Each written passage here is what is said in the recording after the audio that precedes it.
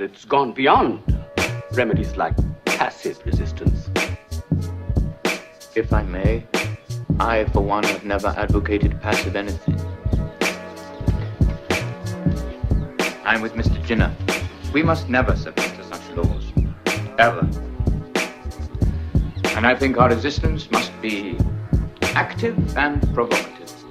And that is what we intend to achieve. Peaceful, non-violent, non-cooperation. War has been a part of my life since I can remember. I was born in Afghanistan, just 6 months after the Soviets invaded. And even though I was too young to understand what was happening, I had a deep sense of the suffering and the fear around me. Those early experiences had a major impact on how I now think about war and conflict. I learned that when people have a fundamental issue at stake, for most of them, giving in is not an option. For these types of conflicts, when people's rights are violated, when their countries are occupied, when they're oppressed and humiliated, they need a powerful way to resist and to fight back. Which means that no matter how destructive and terrible violence is, if people see it as their only choice, they will use it. Most of us are concerned with the level of violence in the world. But we're not going to end war by telling people that violence is morally wrong. Instead, we must offer them a tool that's at least as powerful and as effective as violence. This is the work I do.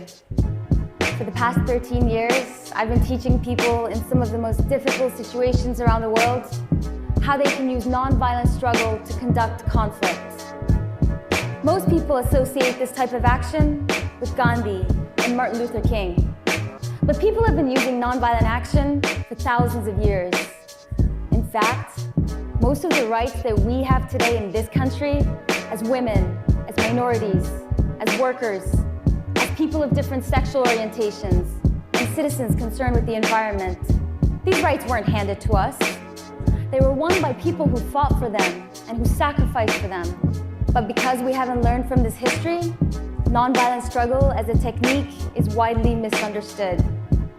I met recently with a group of Ethiopian activists, and they told me something that I hear a lot. They said they'd already tried nonviolent action and it hadn't worked. Years ago, they held a protest. The government arrested everyone, and that was the end of that. The idea that nonviolent struggle is equivalent to street protests is a real problem. Because although protests can be a great way to show that people want change, on their own, they don't actually create change, at least change that is fundamental. Powerful opponents are not going to give people what they want just because they ask nicely, or even not so nicely. Nonviolent struggle works by destroying an opponent, not physically, but by identifying the institutions that an opponent needs to survive and then denying them those sources of power. It's gone beyond remedies like passive resistance.